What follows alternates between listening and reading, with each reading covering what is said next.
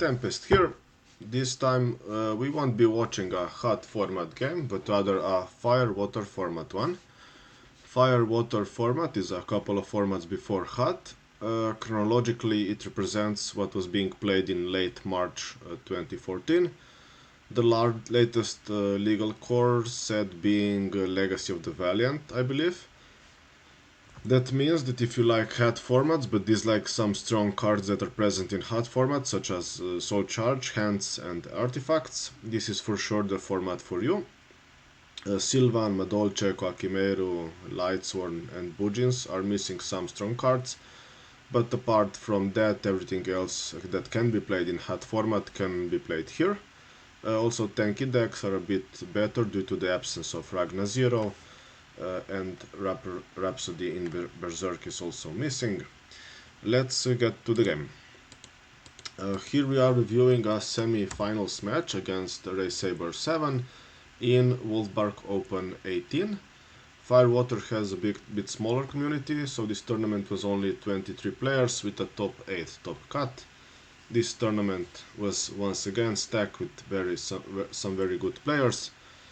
Just in top 8 there are Samo Pusteno, 7 ZZ, Bendubus, Lee Murphy, near end. In the tournament also Icaros, Hanzo and Justice Sponge played. For me it was one of the hardest tournaments to play. Here we get to start, and I like first to see what we're playing it. Only then we'll use Dragon Shrine. Upstart gets us Consonance, and we proceed with the same logic. Overall, Labradorit is a less flexible card, so we discard him instead of Debris. With Tefnuit and Labradorit we actually have an Atom play, but not for this turn, and we must at least make some Stardust Dragon, either a regular one or Spark. That's why we still discard Labradorit. 2 Dragon Rulers means we are 1 Hieratic away from a big push, actually even through Maxi if he has it. And we also have Maxi, which means we'll stop his place, and there is a very small chance he can OTK us on turn 1. We'll now use Shrine to send Guard. Okay, so this is for sure not the best card to send to graveyard. We should send our second Labradorit rather than Flammable Guard. And we send Blaster, the strongest Dragon Ruler.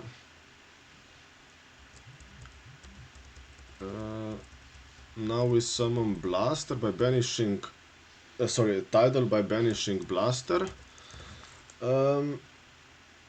Okay, so the logic here actually is that we don't want to reveal our Dragon Rulers in hand, which is okay, but this tournament we also played Korseska, so we could actually just summon Blaster, banishing Tempest, and not revealing Tidal. That way with Tempest we would get to Korseska rather than getting to guard with this Blaster. So as we said, this was our first tournament, and the first time playing Hieratic Dragon Ruler in any tournament environment, so we didn't yet know the deck all that well. It was also the first time we played Hieratic Dragon Rulers in FireWater at all. So we make here Stardust Spark would be a tiny bit better choice, but there really are only a few openings that can clear Stardust here.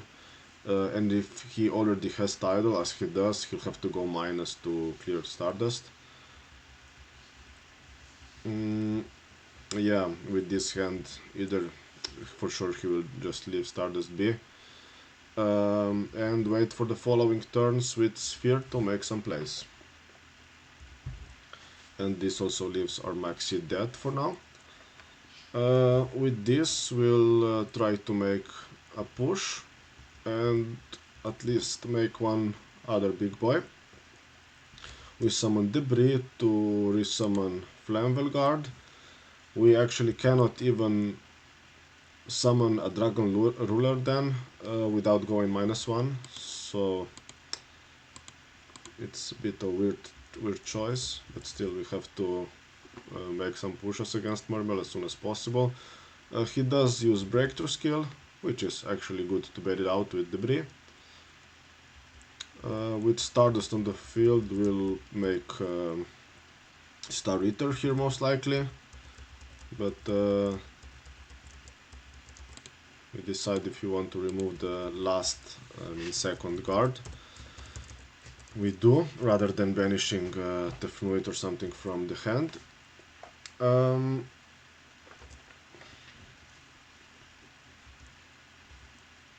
Yeah, so also we'd like to keep this Tefnuit for potential Dark Hole from Raysaber along with Breakthrough Skill for Stardust, and then we'll be able to make some Hieratic plays, so keeping Tefnuit is the correct choice. And we'll just play the game without guards, it's not that hard to do. First you attack with Stardust Dragon, so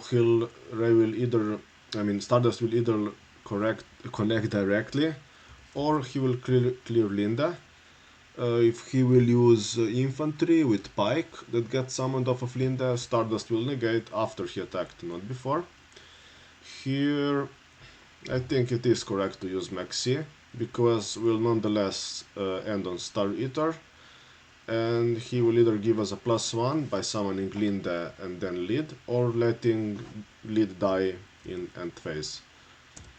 Yeah, we use Maxi. Linda gets summoned, we attack still, so we get to draw sooner rather than later. And he summons Pike, which will get him Gunda for next turn. This means Tidal clears Pike. Okay, he should have actually used Tidal for, Sphere, one attack later, I think. That way Pike would survive, and because debris cannot kill him, so that was a small misplay on Raysaber's behalf for sure.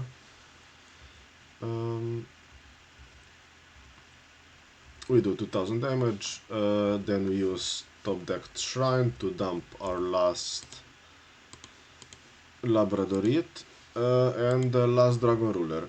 With Ready MD, rather than making StarEater, which is okay, but he can deal with him quite easily with upcoming Dracossack, Big Eye, or just straight up infantry. So we rather summon Ready MD, make Dracossack and clear this back row. And then we can also safely set this Dragon Ruler fueling card. A quite respectable board. Ray will have a hard time clearing with 4 cards in hand plus a Tidal in graveyard. We'll see what he top decks. Infantry, yeah, that is a really good top deck, probably one of the best even, because with Breakthrough in graveyard he can pop freely. We'll see what he does. He just checks how Breakthrough works on Stardust and uses it immediately. That's odd. Yeah, it's not correct to use Breakthrough skill here yet. You should use it just one chain before you get to destroy something, because this gives away what you're trying to do. And also, for example, discarding both Marksman and Gunde for Megalo, this means that Marksman is chain blocked, so Stardust cannot negate it, because Marksman is mandatory and both Gunde and Megalo are optional. We'll just chain Ashes here so it doesn't get destroyed, because it's a destroy that target effect. But we don't use it yet because it's not needed at this time.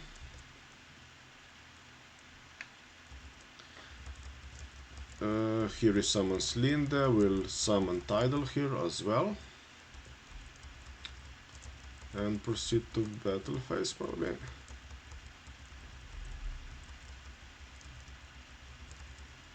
First Megalo clears the token, Linda attacks Dracossack rather than Stardust. This is 100 points of difference. He should have attacked Stardust, just a tiny misplay. And yeah, we decide to use Seal here, because why not? At least we'll dump something, even if he summons Pike and discards infantry to clear this back row. At least we already used its effect. Pike will search second Gunde. Yeah, in FireWater format, Gunde is not limited. This infantry will destroy Red MD. Tidal clears Stardust.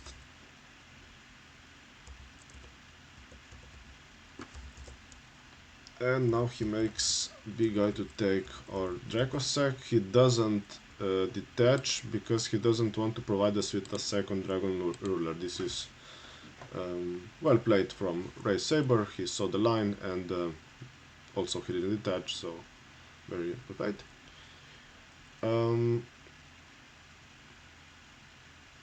Here it's very good we didn't reveal this Tempest in hand.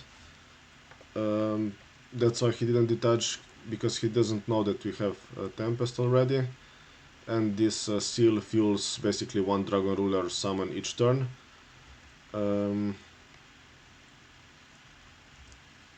Actually, he could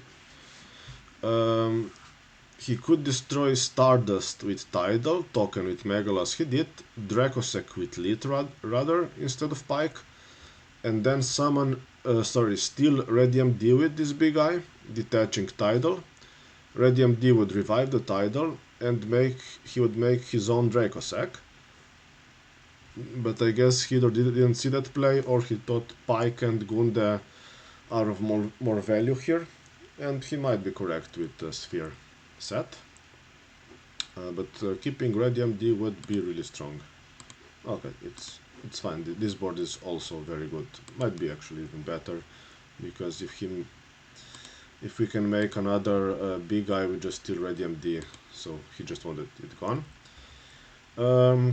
Card of Consonance is waiting for the last target, that being Korseska. And I will just summon Redox, return the Fnuit, summon Tidal, make big guy, steal his big guy. With second big guy I will steal Dracossack. The only way to think here is now if we want to attack or destroy this back row. Leaving this back row, which is Abyss Sphere, if he top decks level 4, he would easily make Exiton, and because Ashes is mandatory, he would be able to clear leftover Dracossack and Hieratic once again, but that also means that we would just rush over Exiton with Dragon Rulers, so we don't really care about Exiton all that much, and we put big guys in attack rather than defense. That way at least Tidal will have to crash rather than just kill one of them. After a hard think, we decide dealing 1000 points of damage is better than, and keeping both tokens is better than destroying. Salvage for Ray, which makes his one Linde actually an Exiton. And yeah, as you said, he'll be able to nuke twice. But that's just the most basic line I can see immediately. We'll see what he goes for. But Salvage is probably the best card he could have top decked in a deck without Soul Chargers. He certainly is a better Mermail player than I am. And so Seal adds the only two targets, Linde and Infantry.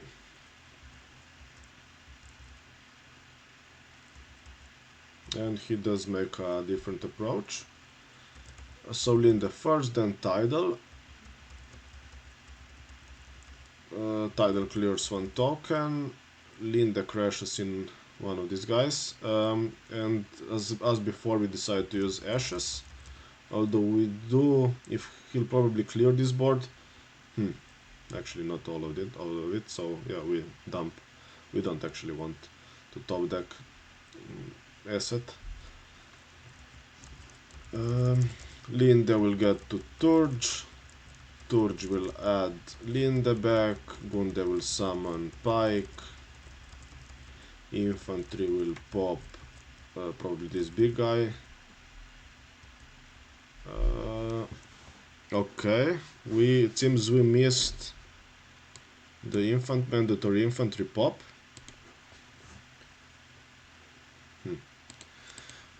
Yeah, I hope we'll see if that even mattered, but yeah, it seems we both missed it.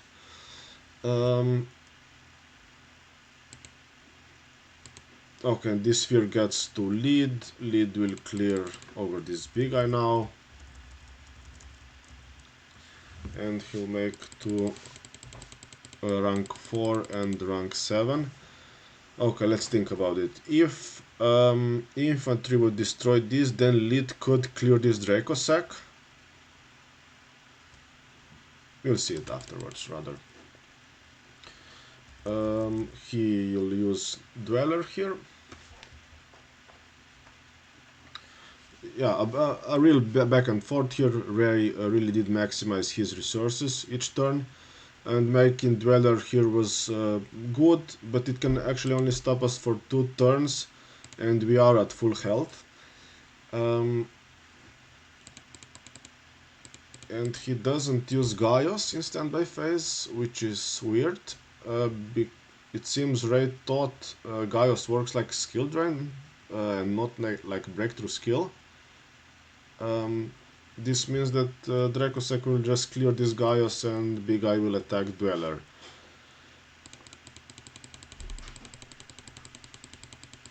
And we do exactly this. Okay, if infantry would clear this big guy, then he could attack this Dracossack with lead, meaning only big guy would be left. So if he were to make Gaius and Dweller still, big guy would nonetheless just clear this Dweller, and we would be able to make Scrap Dragon next turn, which can destroy Gaius because it has the same amount of attack. So if he was to make something else, like instead of Dweller, like Arc, then yeah, in either case we would just make Scrap Dragon, so Gaius really isn't that big of a threat. So that infantry really did not actually matter.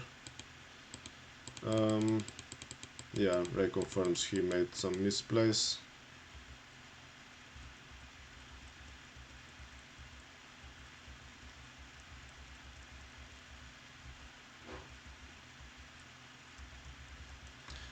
Big Guy destroys Dweller, and yeah, he really cannot do much with this hand, and admits defeat.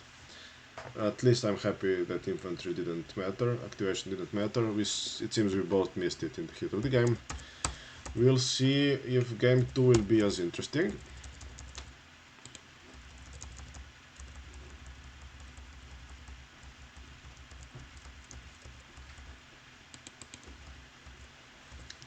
Yeah, with this hand, Ray can only set sphere and pass. It's for sure not worth setting anything else because that also opens our definite place. And we opened pretty good with only one dead card. And since he set one back row, so we'll be able to activate the Fnut, who would otherwise have to wait. He does have Maxi, but will be able to OTK even through one crow. If he doesn't already have one. So Convocation gets asset, we summon him. Su gets summoned over asset, who triggers. Maxi gets used as Chainlink 2 here, and I agree with Ray, and that's the correct time to use Maxi and not sooner or later. Su pop now. and then summoning Dragon Ruler at full attack from graveyard as soon as possible is the way we'll be OTKing here. He does play bottomless and torrential, so it's best to sequence it this way, although he'll get one more draw before we'll be activating Dragon Ruler from graveyard. Sphere gets activated in response, summoning Linda, of course. We have to make this chain correctly as it affects what he'll draw off of Maxi. So first he summons, then we do, which means Spike will miss its timing. He should have went for lead probably.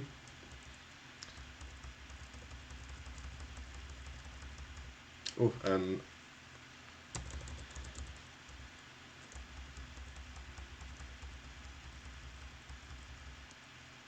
apparently we don't do the Dragon Ruler route, which is not correct because two crows stop our OTK, and as we see now, he doesn't have crow. Atom summons, and actually, yeah, he draws crow just one turn after we would have summoned Dragon Ruler.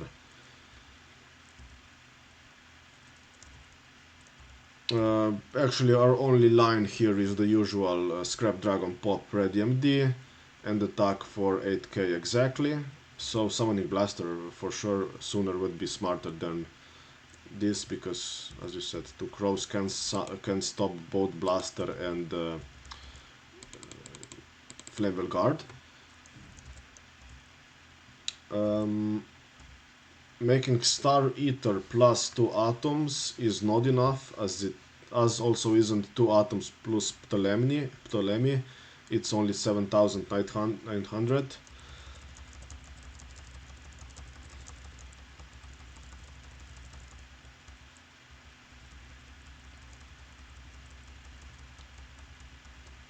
Ready MD. He doesn't crow anything, not that it mattered because we still have Atom to use. But yeah, that's the game. Ray admits defeat. Summoning lead here didn't matter at all in the end, but not summoning Dragon Ruler sooner really was weird. Fortunately for us, we didn't get punished.